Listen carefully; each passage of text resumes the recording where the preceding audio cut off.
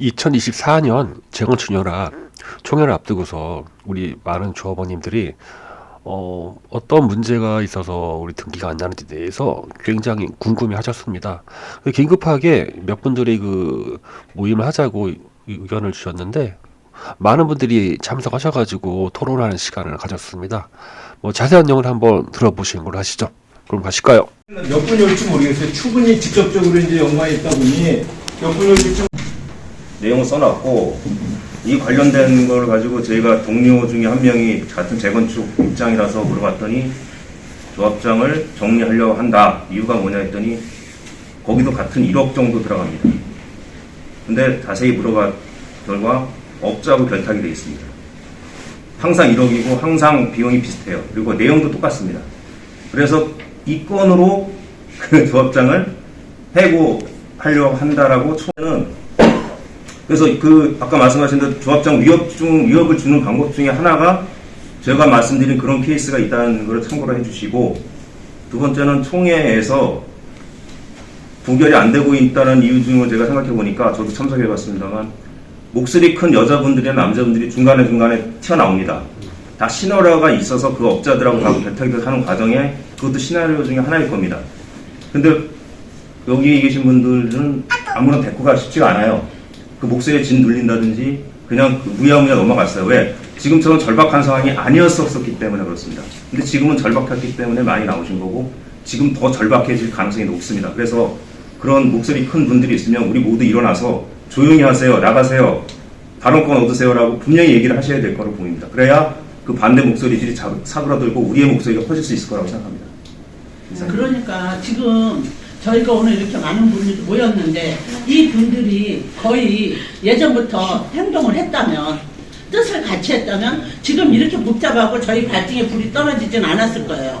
근데 여기 지금 몇 분들은 보이는데 그분들만 조합에 가서도 얘기하고 조합장하고 얘기하고 그냥 먼 산 보고 있어. 보면은 아니 저 사람들은 자기 돈이 아깝지도 않나? 왜 저렇게 먼 산만 보고 있어? 저는 개인적으로 그런 생각을 했거든요.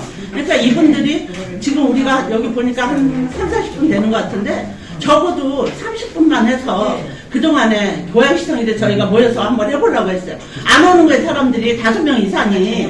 그래서 하다가 말았는데, 어쨌든 지금은 저희가 단체의 힘을 보여서 민원을 넣든 서류를 넣든 쫓아가든 조합에 가서 막말로 데모를 하든 우리가 뭔가 하긴 해야 될 것 같아요, 지금은. 아니 이제 지금부터라도 저는 안 늦었다고 입주를 생각해요. 하고선에 처음 이제 모이는 거잖아요. 입주를 하니까 아무래도 많이 이제 가까이 사니까 참석을 더 하게 되는 것 같아요. 그래서 지금 이 인원만 하더라도 어떤 단체 행동할 때 그러니까 다 참석하시면 나도 한마디 하겠습니다. 나는 저 선교조합원인데요. 온지 산지 2020년도경에 샀고, 이 내용을 현재까지 우리 딸이 살고 있어서 한 번도 들어본 적이 오늘 처음 듣는 내용입니다. 그리고 총이 안 나왔죠. 나 지방 살다 보니, 딸이 여기 살다 보니. 그런데 대다수 분 중에서 있었던 분들 내용 아시겠지만, 선교조합원이라든가 총이 안 났던 분들은 이 내용 자체에 기본 베이스가 없어요. 근데 기본 베이스를 위해서 단톡방에다가 열심히 했다 그러는데, 단톡방 가입되어 있습니다. 하지만 이런 내용조차 요만큼도 사실 들어보지 못했습니다. 그래서 중요한 것은 우리 조합에서 하는 거와 반대 입장이 있다 그러면, 제가 또 다른 조합에 또 있는데요. 그쪽에는 반대 쪽에서 우편물을 해갖고 계속 여러분 이걸 요번에 이렇게 결정하시면 한 세대당 100만원, 200만원, 몇천만원 손해보는데 한번 읽어보십시오 하면서 이렇게 보내주더라고요, 우편물을요. 그걸 무조건 계속 보내줬어요. 그래서 그걸 읽어보면서 이렇게 찬성하면 안 되겠구나 하는 생각을 가졌는데, 여기 와서는 우리 딸이 없어요. 우리 딸이 여기 한 11개월 동안 살면서 우리끼리 안 뭉쳤어. 아무것도 조합에 대한 반대 의견도 들어본 적이 한 적도 없어요. 그래서 나는 오늘 느닷없이 딸이 아파서 자꾸 전화 오는데, 이거 어디서 영웅들인가 본데 자꾸 전화 오는데 이거 설명해줘야 돼 그러더라. 근데 단톡방 하나에 보니까 오늘 7시 30분부터 한다 그래서 오게 됐는데, 그런 기본적인 지식이 없는 사람들이 많다. 그분들을 몰아붙이면 되는 문제가 아니고, 그분들에게 상세한 내용을 알 수 있는 기회를 주고 우편물을 통해서 집시던 돈을 걷어갖고라도 조금씩 간단하게라도 알려주고 난 다음에 요번에 하세요 이래야 되는데, 요번 28일 날은 정말 너무 시간이 촉박하다, 결정하기가 어렵다. 그래서 아까 하신 분들 말씀대로 저렇게 일단 하고 차후에는 이런 부분들을 전 세대원을 다 조합원이라 생각하고 차후병을 보내갖고 또 우리가 조금씩 냅시다. 돈을 내가 당은 몇 만씩 내라고 목표를 만들어갖고 보내고 이걸 알리고 난 다음에 다음에 어떤 행동할 수 있을 때 90점이 될 수 있는 그 내용을 알아야 된다. 내용이 너무 모르는 상태에서만 이렇게 하니까 야 나는 이걸 또 모르구나 이거 구입했었네 이런 생각한다 이 저 말이죠. 제안이 있어요. 예. 저기 방장님이시잖아요. 예. 근데 이런 내용이 안 올라오니까는 정말 모르는 사람이 너무 많아요. 나도 그 몰랐어요. 단톡방에 300명 정도에서 99명, 100명 정도는 아예 안 읽으시고, 그 다음에 지금 여기 오신 분들은 다 읽고, 어쨌든 다, 뭐, 나머지 모르는 사람이 한 200분 가까이는 읽는 거로 나와 있거든요? 근데 여기서 지금 보면은 거기서 과반수 이상은 벌써 성원결을 했을 거라고 봐요. 맞아요. 그러니까 이제 이번에는 어떻게든 통과시킬 거예요. 그래서 조합 측에서. 그러니까 다음에 어떻게 될지 그게 더 중요한 것 같아요. 제가 여기 39쪽도 제가 주주총회 회사에서 주주총회 담당자에서 총회가 보통 어떻게 진행되는지 좀 말씀드리고 지금 과거가 어땠고 지금 어떻게 하자는 먼 이야기고 당장 29일 18일 총회 때 어떻게 하느냐 되는 부분은 1호 안건은 뭐 구결에 대해서 크게 효과가 없는 것 같습니다. 2호 안건도 결산 감사이기 때문에 크게 효과가 없는 것 같고 3호 안건하고 4호 안건은 저는 개인적으로 반대합니다. 왜냐하면 우리가 추가 분담금을 고려하는데 예산 집행량이 훨씬 더 효과적으로 효율을 해서 줄여서 완화하냐면 다시 뭐 임시총회가 열리든 그래서 3, 4호 안건은 저는 개인적으로 그렇게 되고 5호 안건은 크게 뭐 이견이 없는 것 같고 6호 안건은 예를 들면 지금 가장 중요한 부분 그 공유지구를 사느냐 마느냐는 부분에 대해서 진행하는 부분인데 여기에 대한 개인적인 제 생각은 지금 조합장께서 이 사안에 대해서 가장 잘 추진할 수 있는 분이 이분일 수 있고 또 다른 분이 나올 수 있다는데 저는 요거는 가결시킨다 하면 그럼 9호 안건으로 그러니까 가결시킨다 하면 8호 안건은 자동적으로 임기를 연장시켜주는 거죠. 그럼 9호 안건으로 저희가 임시총회장에서 저희 제가 대리 참석할 건데 제 주소라는 부분인데 결의안을 하나 해서 올해 안에 그 정비사업 추가 발생에 대한 걸 성과가 없으면 조합장 연임에 대한 고려하지 않고 내년에 아니면 운영비를 절반으로 삭감한다는 결의안을 하나 구호안의 절차를 총회에서 붙여가지고 그렇게 넣으면 내년 총회에 이분에 대한 그 임기에 대한 타당성을 얘기할 수 있고 아까 말씀하셨는데 승인하지 않는데 구호 안건을 이렇게 넣을 수가 있나요? 구호 안건을 이제 넣냐 마냐 하는 것도 그날 저희 이제 조합원의 과반수가 동의가 돼야 되는 부분이 있는 건 지금 제가 드린 말씀은 다 부결이 될지 안 될지는 저 역시 물음표인데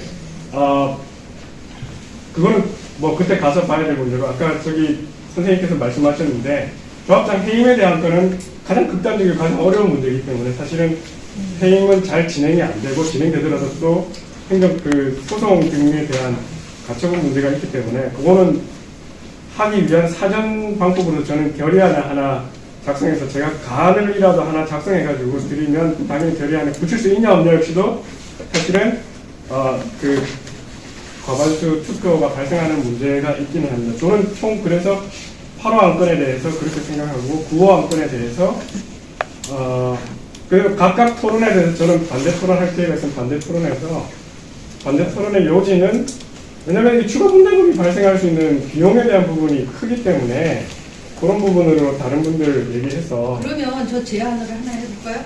뭐 안건을 전자투표를 해서 200명 하면은 우리가 과반수가 넘죠.